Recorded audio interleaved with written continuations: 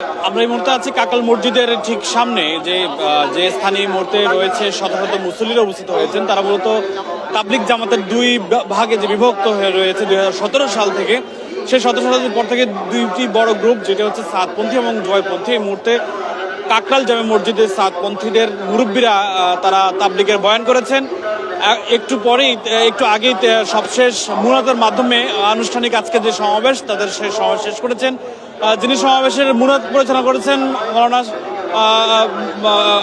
তিনি মোশাররফ শাহ হোসেন, তিনি তাবলিগ জামাতের একজন মুরব্বী। গতকাল রাতে যারা জুবাইপন্থী হিসেবে পরিচিত তারা প্রশাসনের কাছে চাবি হস্তান্তর করেছেন।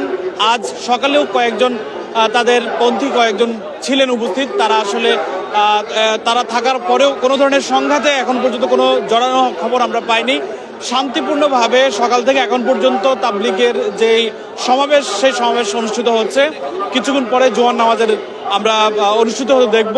তবে জোয়ারপন্থী যারা রয়েছেন তাদের সঙ্গে আমরা কথা বলেছি। তারা বলেছেন গতকাল রাতেই তারা আনুষ্ঠানিকভাবে কাকরাইল জামে মসজিদের যে নিয়ম পদ্ধতি, সেই পদ্ধতি অনুসরণ করেছেন। সে অনুসরণ করে তাদের চাবি জুবাইরপন্থী যারা প্রশাসন রয়েছেন তাদের কাছে চাবি হস্তান্তর করা হয়েছে। আজকে সকালে সাউথপন্থী যারা মুরব্বী রয়েছেন তারা কিন্তু এখানে অবস্থান করেছেন। আমরা বেশ কয়েকজনের সাথে কথা বলার চেষ্টা করবো যে আজকে সকাল থেকে তো এসেছেন, কেমন দেখছেন, কি পরিস্থিতি দেখছেন? আলহামদুলিল্লাহ, আমরা যে উদ্দেশ্যে আসছি, আমাদের উদ্দেশ্য হইল পুরা পৃথিবীর মানুষ যেন এক হয়ে তাবলিগ করতে পারে।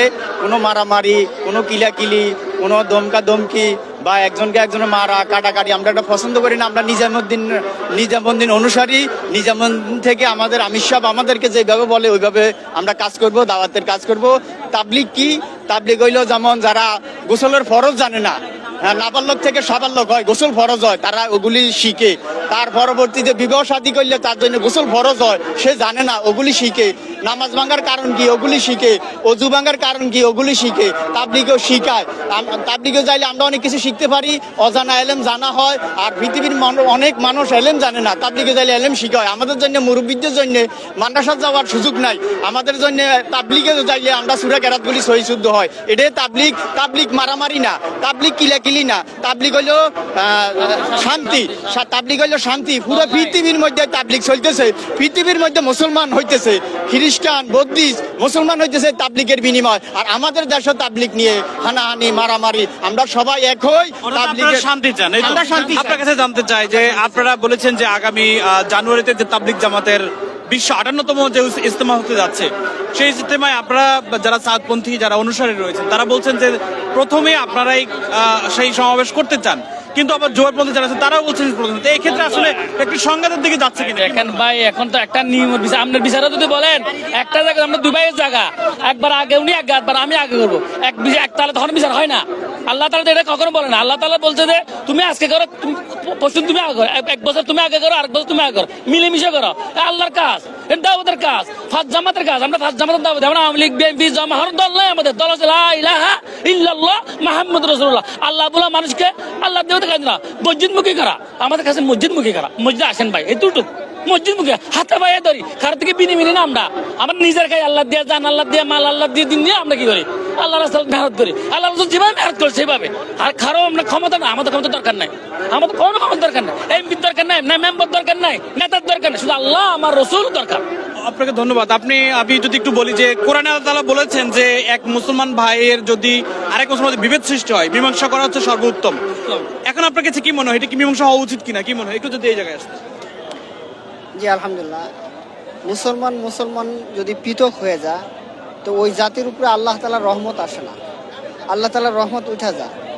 তো এইখানে যে বিভক্তি তৈরি হয়েছে, যে এক শ্রেণী উলামা থেকে আমকে আলাদা করতে চাইতেছে, আবার আমকে উলামা থেকে আলাদা করতে চাইতেছে, হয়েছে এই দুইটাই ক্ষতির কারণ। আমরা না উলামাদেরকে আমরা ছাড়তে পারবো, না আমদেরকে আমরা ছাড়তে পারবো, হয়েছে দুইটাই আমাদের দরকার। যে জাতি থেকে উলামা চলে যাবে ওই জাতি অন্ধকারে ডুবে যাবে, তারা দিন হারা হয়ে যাবে। ওইসে যে উলামায়ে কেরাম সাধারণ মানুষ থেকে চলে যাবে, ওইসে উনিও ক্ষতিগ্রস্ত হয়ে যাবে। এই জন্য আজকে আমাদের এই মজমা সমস্ত উলামায়ে কেরাম এবং সমস্ত সাথীদের যাতে একত্রিত হইতে পারি, আবার পুরা দুনিয়াতে আমরা সমস্ত বিশ্বের মুসলমানকে একটা প্ল্যাটফর্মে নিয়ে আসতে পারি, একটা নেতৃত্বের নিচে নিয়ে আসতে পারি। একজনের নেতৃত্বে যদি সমস্ত বিশ্ব একত্রিত হয়ে যায়, তো পুরা দুনিয়ার মুসলমান শান্তিতে থাকবে। পুরা দুনিয়ার মুসলমানে এরকম যে আজকে অশান্তির মধ্যে আছে, এই অশান্তি থাকবে না যদি একক নেতৃত্বের মধ্যে চলে আসে। একক নেতৃত্বে আসতে কি প্রয়োজন, কি করা উচিত? এই জন্য পুরা দুনিয়াতে একজন আমিরকে মানতে হবে, একজন নেতাকে মানতে হবে, যেটা আল্লাহ তাআলার ফয়সালা, যেটা হুজুর সাল্লাল্লাহু আলাইহি ওয়াসাল্লামের ফয়সালা, যেই রাস্তা সাহাবায়ে কেরাম দেখায় গেছে।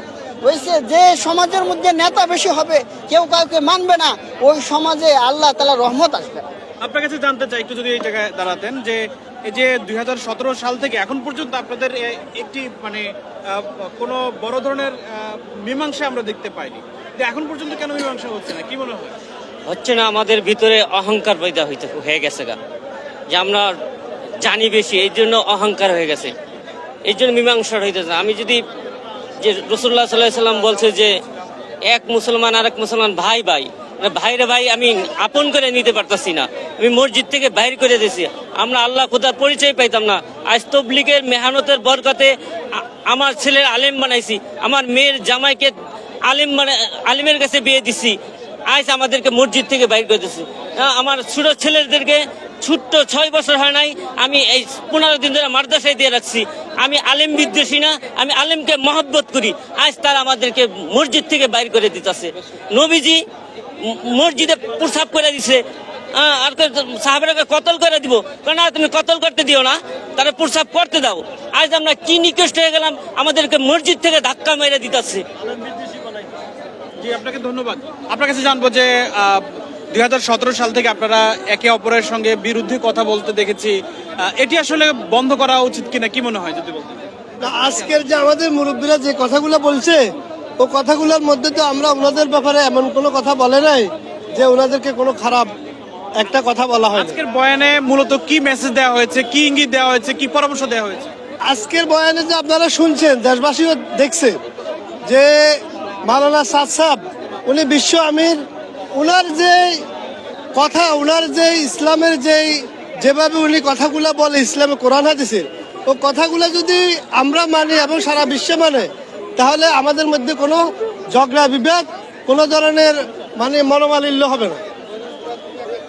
পুরো দুনিয়াতে উনি ইসলামের এই দাওয়াত দিতেছে, কিন্তু শুধু বাংলাদেশে উনাকে নিয়ে বিভিন্ন বিভ্রান্তিমূলক কথাবার্তা বলতেছে, যেগুলো আম জনতা, সাধারণ মানুষ, সাধারণ মুসলমান, আমরা এগুলা উনি যেসব কথাগুলা আমাদের জন্য দিক নির্দেশনা, যেগুলা ইসলামের জন্য ভালো হবে, আমাদের জন্য মানার দরকার, ওই কথাগুলো উনি বলছে, কিন্তু ওগুলাকে ওনারা খারাপভাবে আমাদের কাছে প্রচার করছে। যারা এই মুহূর্তে যুগান্তর লাইভে যুক্ত হয়েছেন সবাইকে আবারও স্বাগত জানাচ্ছি, আমি ফখরুল ইসলাম। আমরা যেটি বলছিলাম যে আজকে সারাদিন যে কাকরাইল মসজিদকে ঘিরে উত্তেজনা তৈরি হয়েছে, সেটি মূলত সাদপন্থী এবং জোয়ারপন্থী যারা আলেম রয়েছেন এবং যেই দুই শ্রেণী বিভক্ত হয়ে পড়েছেন তাবলিগ জামাতের অনুসারীরা, তাদের উপস্থিতিকে লক্ষ্য করে আজকে মূলত এই উত্তেজনা তৈরি হয়েছে। তো এখন পর্যন্ত কোনো ধরনের বড় ধরনের সংঘাত তৈরি হয়নি। গতকাল রাতে যারা জোয়ারপন্থী আলেম ছিলেন, তারা কাকরাইল জামে মসজিদ যে তাদের যে মার্কাজ, সেই মসজিদের নিয়ন্ত্রণ, তাদের যে প্রশাসনিক সিস্টেমে যেই তাদের নিয়ন্ত্রণ করার কথা, সেটি কিন্তু মেনেই গতকাল রাতে তাদের চাবি হস্তান্তর করা হয়েছে এবং সেই নিয়ন্ত্রণ আজ সাদপন্থীদের রয়েছে। এখন পর্যন্ত জোয়ারপন্থীদের কোনো অবস্থান এখানে নেই। তারা বলেছেন জোয়ারপন্থী যে প্রশাসন যে নিয়ম করেছে সেই নিয়ম অনুসরণ করে তারা কিন্তু আগামী দিনে পথ চলবেন। আর যেটি নিয়ে মূলত উত্তেজনা তৈরি হয়েছে যে আগামী জানুয়ারি মাসে যে ইজতেমার দুটি পর্বে 2017 সাল থেকে হয়ে আসছে, সেই ইজতেমায় এবারে প্রথম আসলে কারা করবেন, এটি নিয়ে মূলত দুই পক্ষের মধ্যে এখনো পর্যন্ত মতবিরোধ রয়েছে। সাদপন্থী আলেমরা তারা বলছেন যে তারা প্রথম দফায় তারা এবার সমাবেশ করবেন, বিশ্ব ইজতেমার মূলত আনুষ্ঠানিকতার শুরুটা তারা আসলে করতে চান। একই সঙ্গে জোয়ারপন্থী যারা আলেম রয়েছেন, মুরব্বী রয়েছেন, তারাও বলছেন যে আগামী জানুয়ারি মাসে যে বিশ্ব ইজতেমা রয়েছে, 58তম বিশ্ব ইজতেমা, সেই ইজতেমার প্রথম পর্ব তারা করতে চান। এটি মূলত সমঝোতা না হওয়া পর্যন্ত আসলে এখনো পর্যন্ত মীমাংসা বলা চলে পুরোপুরি এখনো সম্ভব হয়নি। আজকের যারা বয়ান করেছেন বা যারা ভাষণ দিয়েছেন এই কাকরাইল জামে মসজিদে, মূলত সাতপন্থী যারা আলেম রয়েছেন তারা বলছেন যে দুটি পক্ষের তারা সমঝোতা চান, তবে তারা বলছেন যে একজন আমিরকে তারা মানতে হবে। সেক্ষেত্রে বিশ্ব মুসলমানদের শান্তির আসলে বার্তা তারা ছড়িয়ে দিতে চান। এই জন্য একজন আমিরকে যদি মানা হয় তাহলে এই সমস্যার সমাধান অনেকটা সম্ভব। তবে তারা সংঘাত চান না, তারা শান্তি চান। এক্ষেত্রে তারা আলোচনার পথ খোলা রাখতে চান। সব মিলে বলা চলে যে বাংলাদেশে যে তাবলিগ জামাত নিয়ে মতবিরোধ, সেই মতবিরোধ আলোচনার মাধ্যমে আসলে সমাধানের পথ খোঁজা সম্ভব বলে মনে করছেন সব শ্রেণীর আলেমরা।